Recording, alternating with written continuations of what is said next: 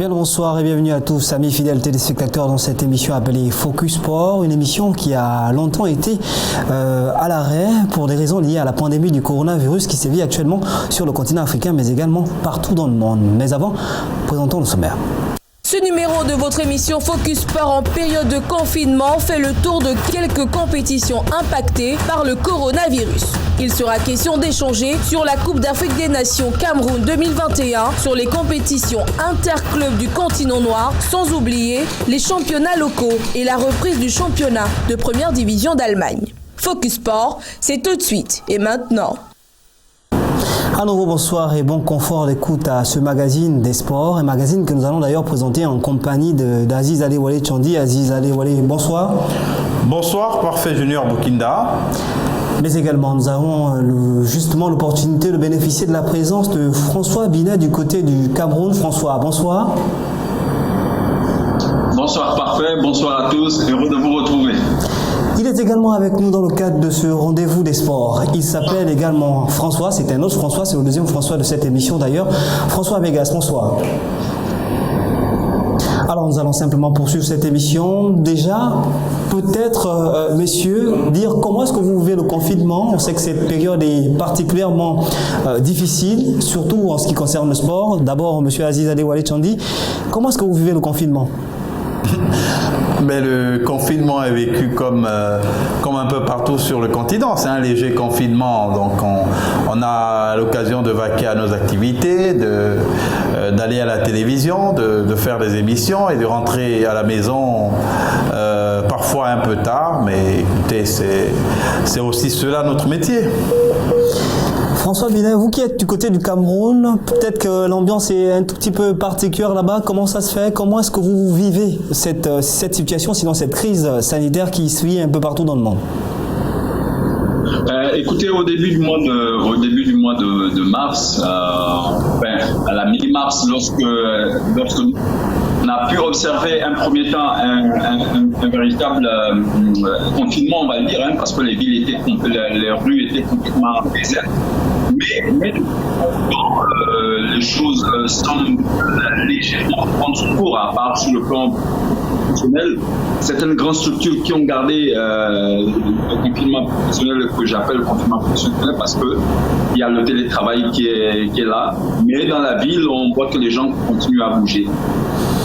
Cette émission Focus Sport va justement faire la part belle de l'impact de la Covid-19 sur l'ensemble des compétitions, aussi bien sur le continent africain que dans le reste du monde. Pour l'heure, parlons Afrique et justement en rapport avec ce continent, sachez que là, il y a un événement qui est suspendu actuellement, qui alimente les débats actuellement partout dans le milieu du sport roi. Il s'agit de la Coupe d'Afrique des Nations qui va se tenir normalement du côté de Cameroun. La coupe qui justement suscite des vives interrogations. Et nous découvrons justement ce sujet qui invite, sinon qui donne la position du président de la Confédération africaine de football. Depuis plusieurs semaines, les interrogations planent quant à la tenue de la prochaine édition de la Coupe d'Afrique des Nations. À l'heure où le nouveau coronavirus est en pleine croissance dans de nombreux pays africains, dans le Cameroun, pays hôte de la compétition, le président de la Confédération africaine de football n'a pas encore pris position sur le déroulement de ce rendez-vous sportif pour le mois de janvier. Dans une interview accordée à un média, Ahmad Ahmad a laissé entendre qu'une éventuelle décision sur l'avenir de la CAN 2021 devrait s'appuyer sur une concertation avec les différents acteurs du football du continent. Face à une telle situation, j'estime que toutes les parties prenantes dans l'organisation de ces compétitions pourront se retrouver plus tard pour discuter et se concilier pour que l'on puisse ensemble trouver un moyen de reprendre ces compétitions. Dès le début de mon mandat, la CAF a toujours opté cette démarche inclusive. Ce n'est pas maintenant, face à une telle situation, que nous allons changer de méthodologie de travail, a confié le président de la Confédération africaine de football. Dans un contexte où plusieurs fédérations se prononcent sur l'arrêt des saisons et où les spécialistes du football africain s'interrogent sur des probables formules des éliminatoires de la CAN, Ahmad Ahmad joue la carte de l'apaisement. Tout en préservant la santé des joueurs, le président de la Confédération africaine de football s'inscrit dans la perspective d'un management participatif. La décision finale sur l'organisation de la Coupe d'Afrique des Nations Cameroun 2021 s'appuiera donc sur les avis de ses conseillers, des fédérations affiliées à la CAF, mais aussi en fonction de l'évolution de la Covid-19. François Binet, la Confédération africaine de football s'appuie sur un management participatif. Vous qui êtes du côté du Cameroun, comment est-ce que vous voyez les choses? il faut comprendre que la CAF a intérêt à associer presque toutes les parties prenantes. Vous savez, la Coupe d'Afrique des Nations, c'est une compétition continentale. Et la CAF se doit d'utiliser toutes les ressources humaines pour pouvoir régler la question de l'organisation de la CAN 2021. N'oublions pas que le Cameroun était... Et le Cameroun s'est retrouvé subitement stoppé par cette pandémie qui fait que personne n'est sur les chantiers. Les dernières retouches qui auraient permis au Cameroun de terminer ces chantiers dans les délais, il va falloir que tout le monde se mette à réfléchir sur une éventualité ou sinon une possibilité de report de cette CAN-là pour pourquoi pas aller jusqu'à 2022. Aziz Adewale, il faut combiner les énergies. Est-ce que vous pensez que la CAF justement dispose des moyens nécessaires pour justement mettre sur la table tous les acteurs concernés par la question? Mais la CAF est l'organe central qui permet à tout de fonctionner. La compétition, elle est organisée par la Confédération africaine de football, c'est vrai, avec l'appui des sponsors et du sponsor principal connu, Total. Mais il y a la situation sanitaire qui va imposer à la Confédération africaine de football la conduite à tenir. Il y a une pandémie qui gagne du terrain, même si cette vague de contamination n'a pas atteint le niveau de celle qu'on a vu en Europe et aux États-Unis notamment. Nous avons une situation sanitaire qui impose de revoir les calendriers, notamment les dates des compétitions, pour ne pas mettre en danger les populations. François Amégas, vous qui êtes justement ancien international gabonais, vous qui avez défendu les couleurs du Gabon, pays de l'Afrique centrale d'ailleurs, comment est-ce qu'un joueur justement peut vivre cette situation? Comment est-ce que ça se passe pour les joueurs? On va dire qu'au vu de la situation, les joueurs le prennent avec beaucoup de hauteur. La difficulté est simplement qu'il y en a qui sont pas rémunérés et que pour se maintenir et pouvoir continuer finement et travailler, il faut bien que les clubs mettent à disposition les moyens pour pouvoir leur permettre de travailler et de manger aussi. Alors, Aziz Adewale, tout à l'heure, vous avez évoqué quelque chose de très important. L'évolution de la crise sanitaire va nécessairement conditionner la tenue de la Coupe d'Afrique des Nations 2021 du côté de Cameroun. Mais on a certaines nations de football telles que la Centrafrique, justement, qui ont essayé de contourner la situation en procédant aux entraînements selon des quartiers, selon les domiciles en fait des différents joueurs. Est-ce que vous pensez pas, Aziz Adewale Tchandi, que c'était une solution aussi pour que les autres nations devaient impérativement appliquer? Mais tout dépend de la réalité dans chaque pays.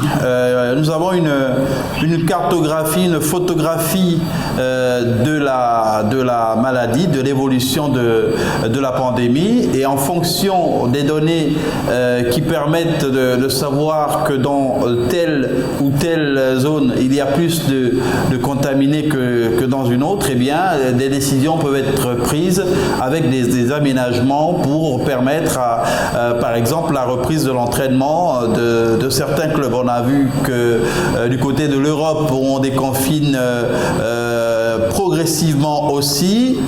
Il y a des zones dites vertes qui vont pouvoir par exemple avoir les restaurants et bars qui vont rouvrir de façon progressive, même pour des pays comme l'Italie, fortement touchés par la pandémie. Alors, nous n'avons certainement pas sur le continent assez de moyens pour faire face à une contamination massive si justement ces cas-là venaient à se révéler.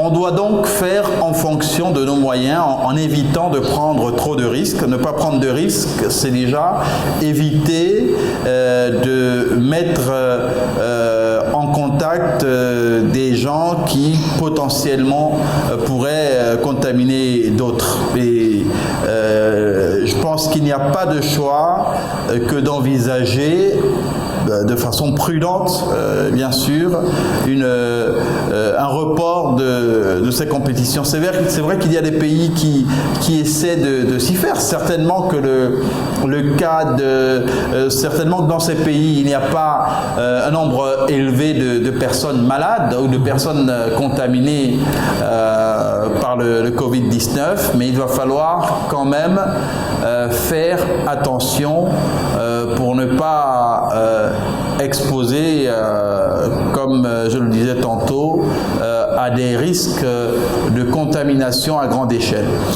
François Binet, du côté de Cameroun, on a l'impression en fait que c'est comme si il y avait des graissements dedans, on va le dire ainsi. Le pays devrait abriter la précédente édition de la Coupe d'Afrique des Nations. Cette édition, on a l'impression en fait qu'elle est un tout petit peu entre parenthèses. Finalement, le Cameroun, pays maudit, pays, on va dire quoi, que le ciel n'aime pas nécessairement. Déjà, il y avait une expression qui est le glissement. Donc cette expression était déjà en vigueur avant même la pandémie. Mais non, il faut juste comprendre que c'est un peu difficile pour le Cameroun. Le Cameroun aurait dû organiser la CAN 2019, mais le retard pris par rapport au chantier ont fait que la compétition a été remise à Égypte, et là le Cameroun semblait être bien parti cette fois-ci pour abriter cette belle fête du continent sur le plan sportif, et voilà qu'une pandémie vient encore mettre du sable dans l'engrenage de ce travail, de ce gros boulot qui était déjà fait presque dans la plupart des grandes villes où il y a ces grands stades, et que là ils sont obligés et là heureusement pour le Cameroun, j'ai envie de dire, c'est que c'est une situation qui n'est pas inhérente à cette nation mais à tout le monde. Donc c'est une situation qui s'impose à tout le monde, qui s'impose à la CAF, et d'ailleurs Aziz l'a si bien dit, ça redistribue, j'ai envie de dire, ça va imposer plutôt à la CAF une certaine attitude à avoir, un certain comportement à avoir. C'est un peu difficile parce que on va dire en termes de ferveur, parce qu'il fallait voir lorsque la CAF venait déjà ici moi j'ai pu voir que lorsqu'ils sont allés voir le stade de Mbappé, l'épée d'entraînement qui est au niveau de pas très loin d'Aqua, il faut voir l'ambiance qu'il y avait autour de cela, il fallait voir tout ce qui allait au stade, il y avait tous ces stades qui étaient visités à Douala. On pensait déjà même pour faire jouer la finale de la Ligue des Champions des clubs ici à Douala, donc c'était tout ce calendrier-là qui mettait déjà en ébullition la ville de Douala, pour moi là où je suis, et puis bien sûr la grande ville, la capitale plus type Yaoundé. D'accord, alors merci François Abinet pour toutes ces précisions. François Amégas, avec vous, la question des éliminatoires d'ailleurs, elle n'était pas encore, ces éliminatoires n'étaient pas encore allés, ont été suspendus à la 3e et la 4e journée. Comment est-ce que la Confédération africaine de football peut procéder justement pour pallier le problème des éliminatoires d'abord, avant la Coupe d'Afrique? Je pense que les pays concernés par la compétition devraient prendre les dispositions de sécurité pour pouvoir pallier à la sécurisation sanitaire des joueurs, autant des joueurs que les encadreurs et le public. Parce que si cela ne peut pas se faire, il serait difficile que l'on puisse reprendre de sitôt. Voilà, donc merci François également pour ces précisions. Alors on sait que l'organisation d'une compétition nécessite nécessairement la mise à disposition des moyens conséquents. En cas de report de la Coupe d'Afrique des Nations Cameroun 2021, est-ce qu'on ne va pas là vers un véritable souci sur le plan économique quand on sait en fait qu'il y a des infrastructures qui ont été apprêtées, des structures hôtelières appuyées à cela, la crise sanitaire du moment, Aziz Adewale Tchandi, est-ce qu'on ne va pas se retrouver dans une situation où finalement tout le côté marketing lié à ce rendez-vous sportif, ce grand rendez-vous sportif du continent tombera finalement à l'eau? Au-delà de l'aspect marketing, nous avons d'autres réalités. Il y a le respect des délais de livraison avec ce qu'il y a eu comme chamboulement. Les chantiers qui devaient être finis n'ont pas pu être donc exécutés jusqu'à leur terme en raison de la suspension des travaux liés à la propagation de la pandémie de Covid-19 qui est arrivée sur le continent il y a un peu plus de 2 mois. Il y a un ensemble de facteurs qui ont déjà fait en sorte que sur le calendrier, eh bien, les échéances vont être difficilement respectées. Il y aura également, en ce qui concerne donc la livraison des travaux, l'impossibilité à l'heure actuelle d'arriver par exemple à rendre ces ouvrages disponibles à temps. Maintenant, la Confédération africaine de football est en train d'envisager pour l'instant de façon secrète ou bien non officielle le report de la compétition avec de nouvelles dates. Je crois que ce sont tous les partenaires de la Confédération africaine de football qui vont être mis à contribution autour d'un brainstorming pour voir quelle va être la meilleure date pour reprogrammer cette Coupe d'Afrique des Nations 2021. Et d'ailleurs, il n'y a pas que la Coupe d'Afrique des Nations 2021, puisqu'il y a le CHAN qui a aussi été décalé. Pour l'instant, il est question d'attendre et d'observer en faisant également les efforts, en suivant l'évolution de la pandémie de façon très attentive, notamment au Cameroun et ailleurs sur le continent africain.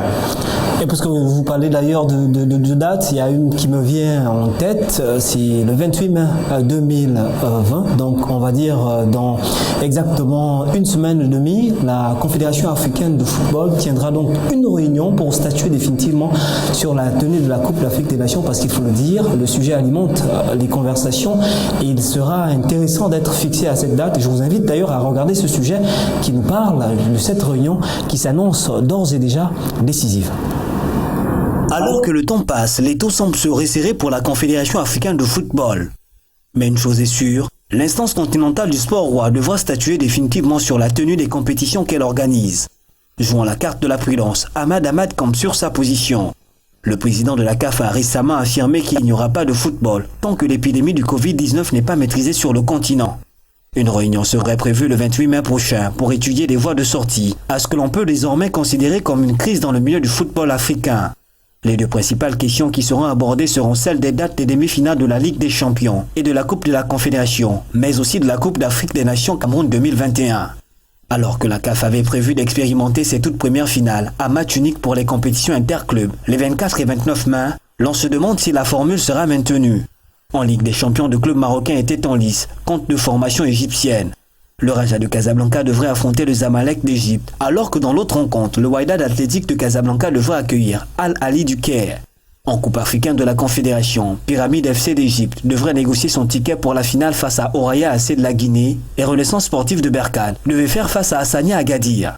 La course contre la montre se poursuit pour la Confédération africaine de football, qui devra donc choisir entre la santé et la tenue des coupes interclubs et surtout la Coupe d'Afrique des Nations de football, Cameroun 2021. Vous l'avez bien compris, donc la CAF devra choisir entre la santé et la tenue de ces événements et on espère simplement qu'il y aura une espèce de responsabilité du côté de l'instance du sport roi sur le continent africain. Parlons également de quelque chose qui fait l'actualité du moment. Il s'agit simplement du financement de différentes compétitions locales. La FIFA, dans son planning, a mis en place un plan, sinon un programme baptisé Plan Marshall pour venir en aide à toutes les fédérations sportives, aussi bien en Afrique qu'en Europe. Et justement en Afrique, il y a une subvention qui a été accordée, une subvention Aziz Adewale Tchondi quand même assez conséquente pour justement permettre aux fédérations locales de relancer leurs activités. Alors conséquente, on je ne sais pas dire si c'est conséquent parce que les besoins des clubs sont exprimés justement en fonction de leurs ambitions.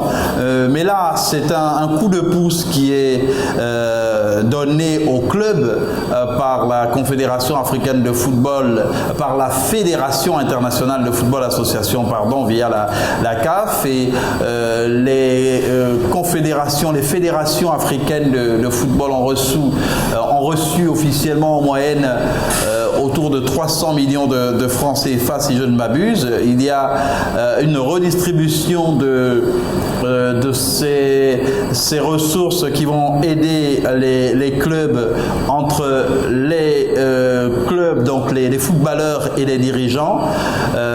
Nous espérons que les problèmes de transparence qu'il y a souvent eu lorsque l'argent de la FIFA est mis à disposition ne vont plus se poser, parce que on a vu par exemple que pour le Gabon, les comptes des différents joueurs ont été, les encadreurs qui sont éligibles à cette aide ont été demandés pour pouvoir faire directement les opérations bancaires.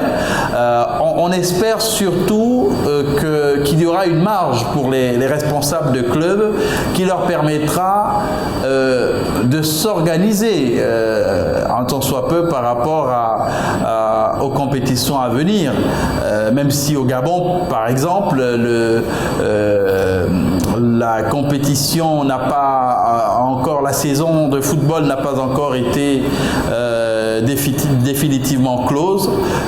On espère dans tous les cas que les clubs vont trouver dans les ressources qui ont été mises en place un peu d'oxygène pour leur permettre d'améliorer leur organisation, notamment pour la saison à venir. François Bina, vous qui êtes du côté de Cameroun, comment est-ce que cette nouvelle a été perçue par les différentes formations de football ? Mais la FIFA se voit obligée de venir en aide au football africain. En fait, la FIFA a déjà l'habitude de faire des subventions à ces 211 associations qui assurent le continent, et c'est à peu près 920 000 euros par association, et qui est souvent reparti en général en deux parties. Donc la première tranche tourne autour de 400 et quelques 10 000, 460, on va dire, oui, c'est 460. La FIFA va pouvoir modifier en ramenant très rapidement, je crois que c'est même déjà en cours parce que nous sommes au mois de mai, c'était prévu pour le début du mois de mai.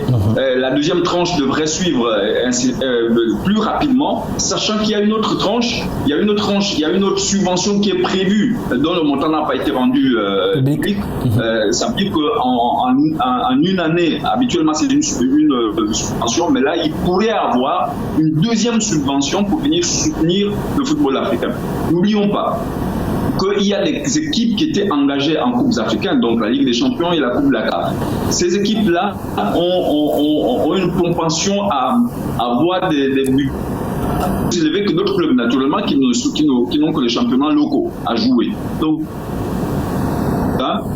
la répartition soit faite de façon à ne pas léser ces équipes-là qui avaient un budget assez engagé pour les compétitions, entre les déplacements, entre tout ce qu'il fallait faire pendant ces compétitions-là. Donc, effectivement, la FIFA se doit de soutenir le football africain, se doit de soutenir, on sait que la FIFA masse énormément d'argent, donc dans les conditions aussi difficiles que vit le football africain actuellement, il est de bonne loi que la FIFA vienne en aide au football africain. Pour terminer, il faut aussi, comme disait Aziz tout à l'heure, derrière il faut un suivi.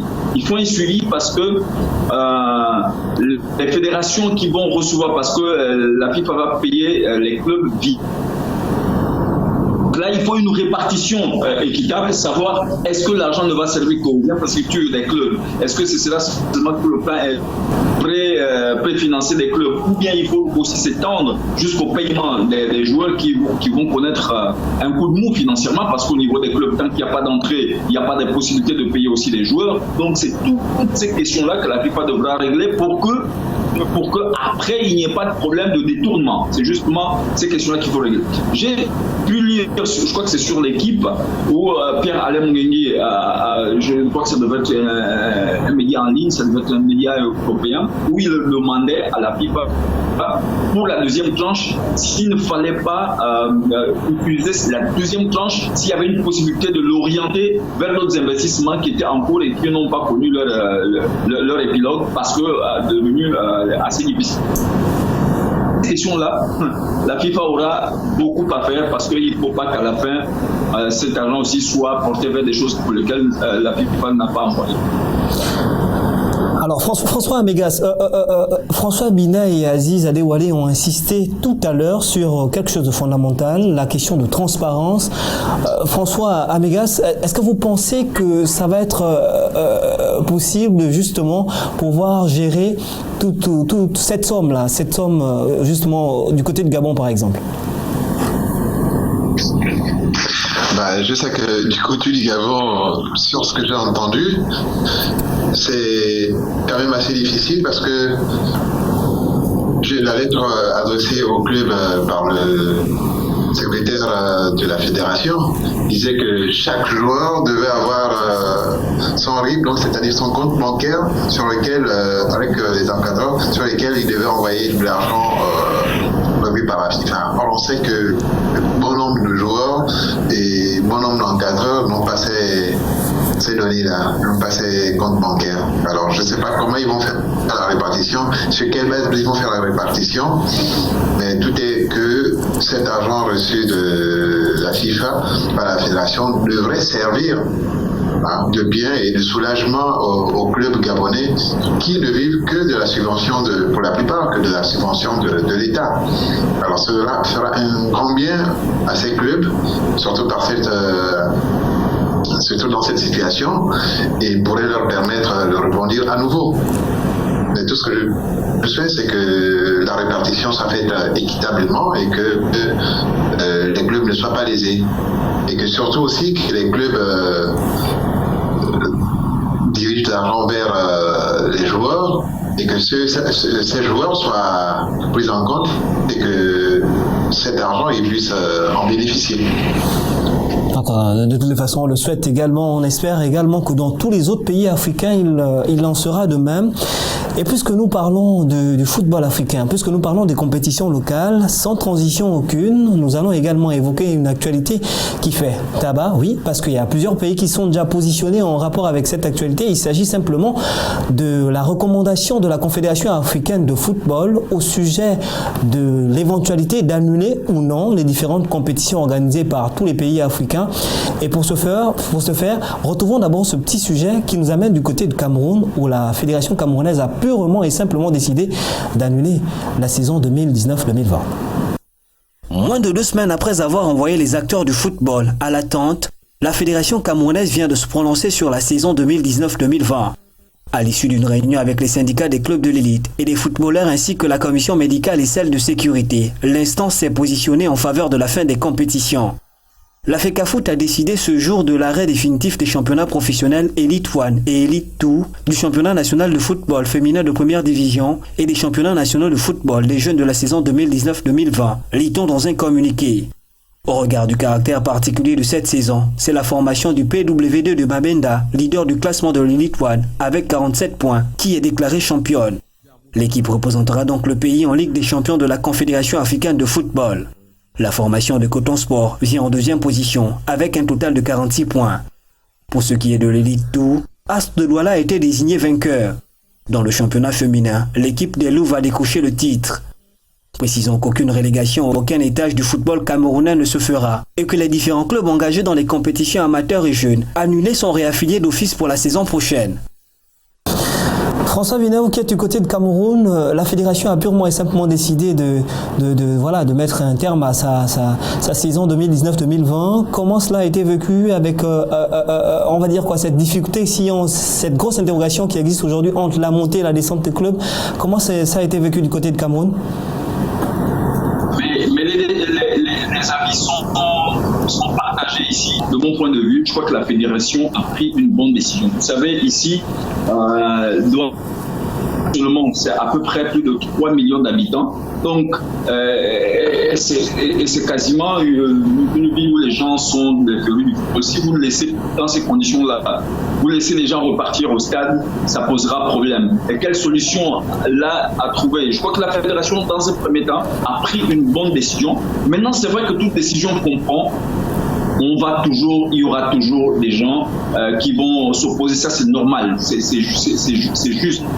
Vous ne pouvez pas satisfaire 100% des personnes. Même sur les 90, vous trouverez toujours une dizaine de personnes qui vont représenter peut-être 5 à 10% qui ne seront pas d'accord. Effectivement, le débat est très, très houleux ici, mais je pense que la fédération, pour ma part, a pris une bonne décision. D'accord, alors merci François Abinet. François Amégas, certains pays hésitent encore de se prononcer clairement sur la question. Au Gabon, par exemple, jusqu'à présent, le bureau fédéral ne s'est pas encore avancé à ce sujet. Est-ce que vous pensez qu'une fin de saison est envisageable quand on sait en fait que ce pays de l'Afrique centrale a eu des difficultés justement à démarrer en fait son championnat? Bon, déjà, je sais que pour le démarrage, il y a eu pas mal de soucis avant que la saison ne commence, et la fédération a pris la décision d'attendre et de pouvoir reprendre le championnat dès que possible. D'accord. Alors, Aziz Adewale Tchondi, vous qui suivez d'ailleurs l'actualité des sports, finalement, faut-il jouer la carte de la prudence ou faut-il simplement prendre le risque d'y aller? C'est vrai qu'il y a beaucoup d'argent d'argent investi dans le football, mais aucune somme d'argent ne peut ramener une vie perdue à cause de cette pandémie qui pointe à l'horizon. C'est vrai que le continent africain, pour l'instant, n'est pas aussi touché que les autres parties du monde, mais on voit déjà même qu'en Allemagne, où le championnat a repris dans des conditions quand même qui ne garantissent ni le spectacle ni l'ambiance, eh bien, il y a beaucoup de critiques. C'est des décisions qui sont dictées par les enjeux économiques et financiers. Il y a tellement d'argent mobilisé qu'il faut à tout prix aller jusqu'au bout pour que chacun des partenaires ou bien des bailleurs y trouve son compte. Mais au-delà de ce qu'il y a, de l'aspect économique, il y a la vie humaine qui est, de mon point de vue, à mettre toujours en avant parce que la vie humaine est ce qu'il y a de plus important. Il faut préserver les vies en faisant en sorte que ces compétitions ne reprennent réellement que lorsque cette pandémie sera maîtrisée. C'est vrai que dans certains pays, le déconfinement, certains pays européens, j'entends, le déconfinement s'est fait depuis le week-end écoulé.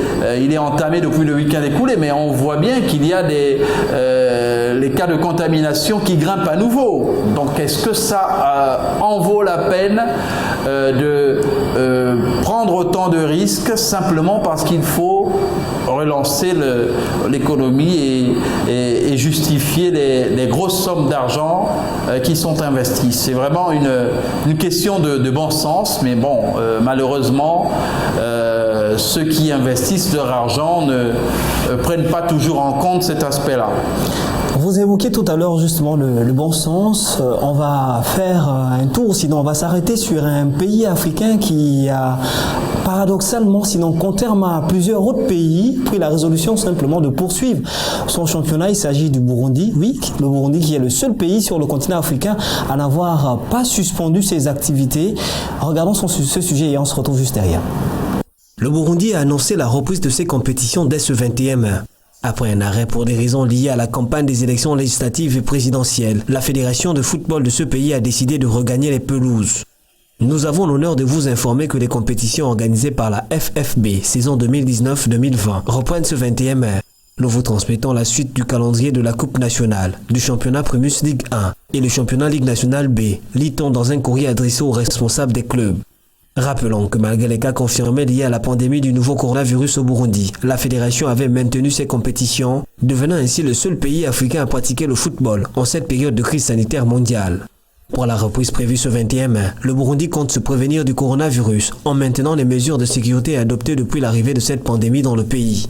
Il sera donc à nouveau question de laver les mains avant les débuts de chaque confrontation, de ne pas célébrer les buts, de ne pas se saluer entre joueurs, de prendre des distances avec l'arbitre en cas de faute sifflée. Les gestes fair-play ne sont plus tolérés.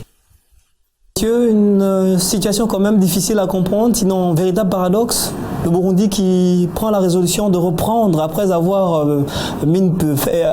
effectué une petite pause à cause des élections justement qui se déroulent dans ce pays.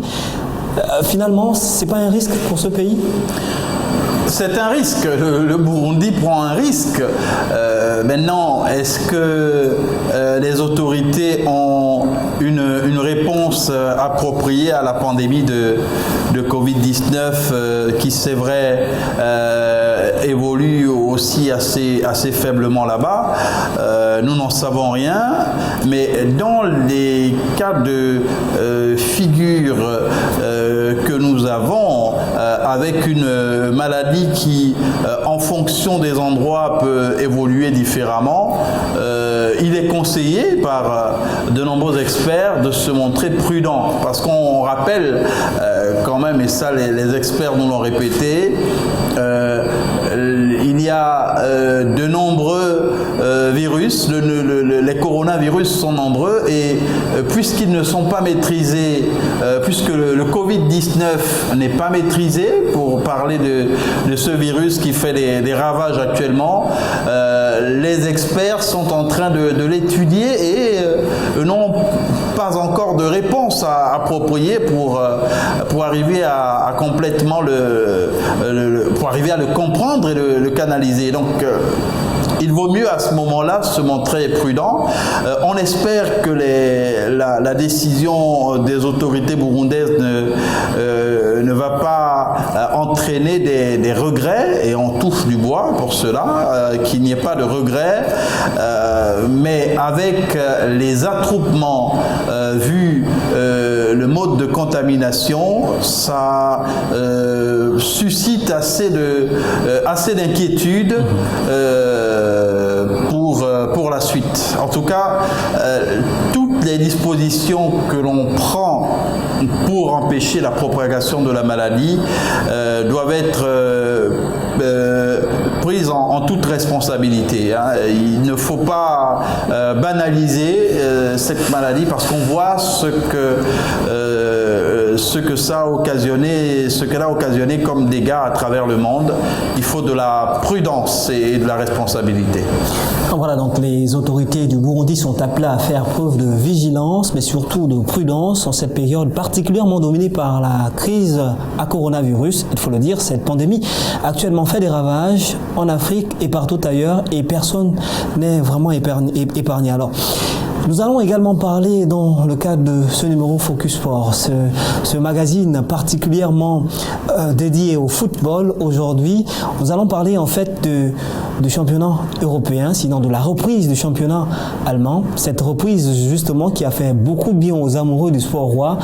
François Amégas, une reprise du championnat d'Allemagne qui a été quand même très saluée et très appréciée quand on sait en fait que le football compte de nombreux furies dans le monde. Oui, la reprise du championnat allemand a fait beaucoup bien. Tant aux joueurs qu'au public, enfin, aux téléspectateurs qui sont amoureux du football et qui, depuis pas mal de temps, vivaient tout simplement cette pandémie qui sévit en ce moment. Je sais combien ont apprécié cette reprise. Même si les supporters n'ont pas pu être là pour soutenir les joueurs, parce qu'il a été joué à huis clos, mais néanmoins, ils ont pu regarder à travers leur écran le déroulement des matchs. Ce qui est une bonne chose. Je suis sûr que d'autres pays vont suivre le pas afin de revoir à nouveau le football se jouer dans tous les pays du monde. Aziz Adewale, vous avez évoqué quelque chose aussi en rapport avec cette actualité, cette reprise du championnat du côté de l'Allemagne. On a l'impression en fait que c'était un tout petit peu compliqué parce que l'ambiance n'était pas nécessairement au rendez-vous. On est habitué à ces stades pleins, mais là il y avait des stades vides et le respect des mesures barrières était un tout petit peu difficile. On a constaté même que dans certains matchs, il y a des joueurs qui ont célébré des buts. Est-ce que vous ne pensez pas que ça va être vraiment difficile de jouer dans ce genre de contexte quand on sait en fait que la particularité justement du sport roi, c'est de rassembler? Alors ça va être difficile parce que vous le soulignez tantôt, le football est un sport qui entraîne de la passion, il y a de l'adrénaline et François Amégas est bien placé pour nous le dire. Il y a de l'adrénaline, de la passion, de la tension et cette passion elle se transmet entre les acteurs et le public. Il y a même les commentateurs de match qui sont aussi pris dans le tourbillon lorsque le match s'emballe et que le public crie. Tout le monde est pris dans ce tourbillon. Donc il est à la fois difficile, par exemple pour les journalistes sportifs de faire leur travail, donc de commenter dans les meilleures conditions, même s'il y a un bruitage artificiel, et également difficile pour les acteurs qui sont sur le terrain de s'exprimer en se surpassant parce qu'à un moment donné on a besoin, ces acteurs-là ont besoin d'être soutenus par leurs supporters qui malheureusement ne peuvent pas être là en raison des dispositions qui sont prises, de la distanciation à respecter, etc. On a vu des joueurs célébrer de façon inhabituelle leur but en faisant pratiquement des chorégraphies, sinon ça ressemblait à des chorégraphies. D'accord. Mais pendant combien de temps va-t-on justement faire les choses en essayant ce forcing? Je ne saurais le dire, mais toujours est-il que ça gâche un peu l'ambiance dans les stades et ça enlève du piment à ce sport qui est d'abord un sport populaire. Alors, vous l'avez certainement compris, hein, difficile, c'est vraiment difficile dans cette période de crise sanitaire de pratiquer convenablement le football, un football justement qui nécessite quelque part cette alchimie entre bain de foule, cris de supporters et autres. Je vous assure que c'est vraiment difficile. Alors, une autre actualité également, puisqu'on parle des championnats européens, du côté de l'Espagne, écoutez, la fédération a pris la résolution de mettre en perspective la reprise du championnat espagnol, donc de la Liga. Mais avant, essayons de voir un tout petit peu comment, du côté du Camp Nou, précisément, cela se prépare, comment ce confinement, cette crise sanitaire se vit. Et nous allons justement retrouver de ce côté Eva Mbala qui va nous présenter, qui va nous donner la description du Camp Nou. Chers téléspectateurs, nous sommes en direct du Camp Nou du FC Barcelone, un club qui existe depuis 1957. Et oui, interruption soudaine et brutale du sport, arrêt total du monde du football. Dans le monde entier, c'est une pandémie qui a envahi le monde.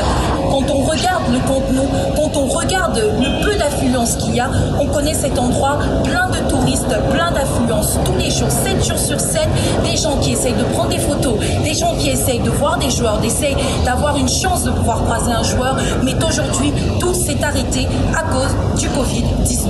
Rappelons que les sources principales de revenus du FC Barcelone relèvent des droits de télévision, relèvent des billetteries, relèvent également du musée qui est à l'intérieur de ce camp qui est actuellement fermé et qui est fermé depuis 3 mois. Donc temporairement, mais on ne sait pas quand il va réouvrir, étant donné que les mesures prescrites par le gouvernement doivent être respectées, doivent être appliquées, que ce soit dans la rue ou à l'intérieur du camp. Comme vous pouvez le constater, moi-même, j'ai un masque à la main parce que c'est obligatoire et on ne sait pas encore pour l'instant est-ce que les maillots vont être changés, est-ce que les joueurs vont devoir arborer des masques, mais tout ce que nous savons pour l'instant est que la reprise des entraînements a été imposée pendant les matchs.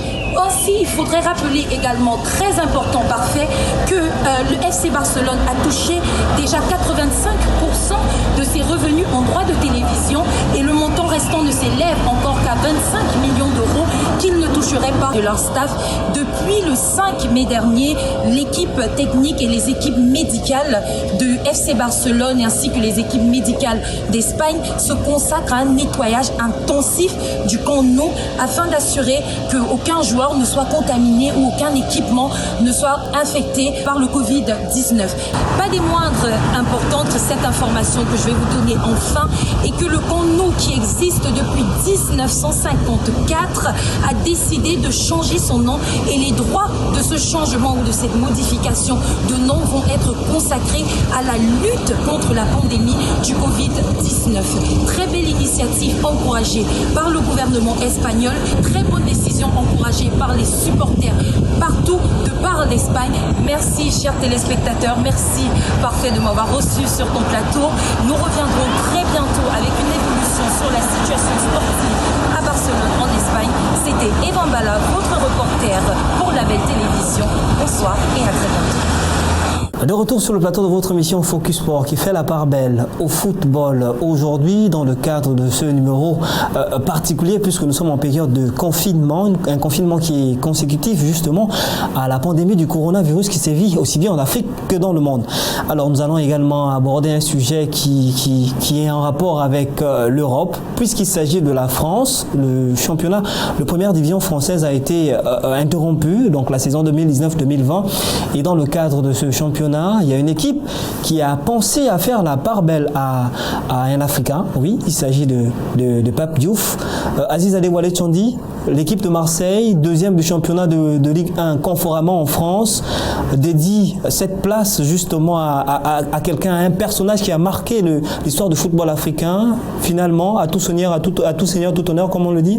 Oui, vous parlez de Pape Diouf, qui a été un personnage du football français et africain, un personnage africain du football français et une autorité également du football africain sur le continent, même si Pape Diouf n'a pas occupé de fonction sur le continent africain dans le domaine du football. Il a pesé de tout son poids de par son influence et l'Olympique de Marseille qui a fini après la décision de mettre un terme au championnat à la saison qui s'achève, qui a fini deuxième et qui retrouve la Ligue des Champions, a rendu hommage. L'entraîneur de l'Olympique de Marseille, club qu'affectionne François Binet qui en est un fan, a salué la mémoire de Pape Diouf, lui a dédié cette deuxième place au championnat français.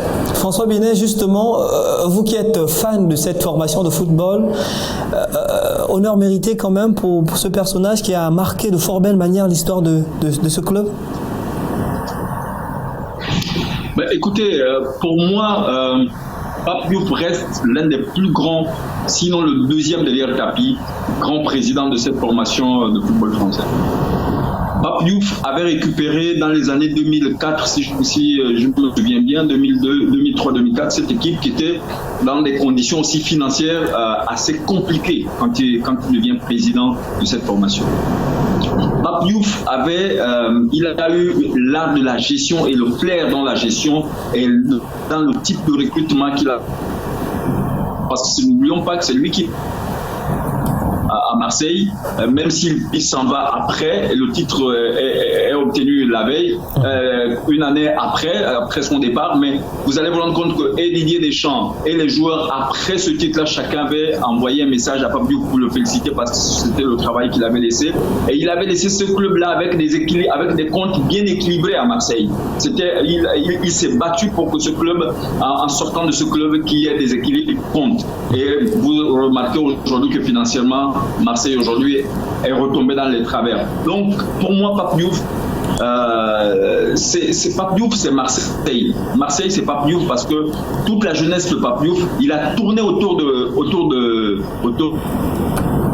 Marseille. Il a fait toutes les classes dans Marseille. Il a fait toutes les pigiste, de simple pigiste alors qu'il était un simple étudiant. Il est parti de simple pigiste à devenir directeur général. Après, personne ne voit l'intermède entre la partie où il était journaliste et où il écrivait des textes. Enfin, il écrivait pour le Phocéen, mais entre cette période-là où ensuite il est devenu président, les gens ne se souviennent que de Pape Diouf président, les gens ne se souviennent que de Pape Diouf agent de joueur, mais les gens oublient qu'entre cette période-là, il a été aussi directeur à Marseille. Donc, il a gravi tous ces échelons jusqu'à devenir un des hommes les plus puissants du championnat de France et qui faisait tête bien à Aulas. Donc vraiment, c'est à juste titre d'ailleurs que l'OM ne l'a pas oublié, que l'OM vraiment a rendu hommage à ce grand homme qui nous a quittés dans des conditions très rudes. Voilà, donc vous l'avez bien compris, un hommage rendu à ce personnage qui a marqué positivement l'histoire de ce club, qui est l'Olympique de Marseille, un club justement qui reste parmi les clubs les plus, on va dire prestigieux du côté de la France, parce qu'il faut le rappeler, c'est l'une des seules formations à avoir remporté un titre en Ligue des Champions. Voilà qui met un terme normalement à cette émission appelée Focus Sport sur les antennes de Label Radio et Télévision. Aziz Adewale Tchondi, François Abinet, François Mégas, merci d'avoir participé à ce numéro de Focus Sport. Merci. Parfait, Junior. C'était un plaisir de revenir à la maison, même s'il était à distance. À très bientôt à tous. Voilà donc, merci à vous, merci pour votre fidélité à Label Radio et Télévision, la chaîne panafricaine internationale, et merci de rester à la maison et surtout de respecter les gestes barrières en cette période de confinement.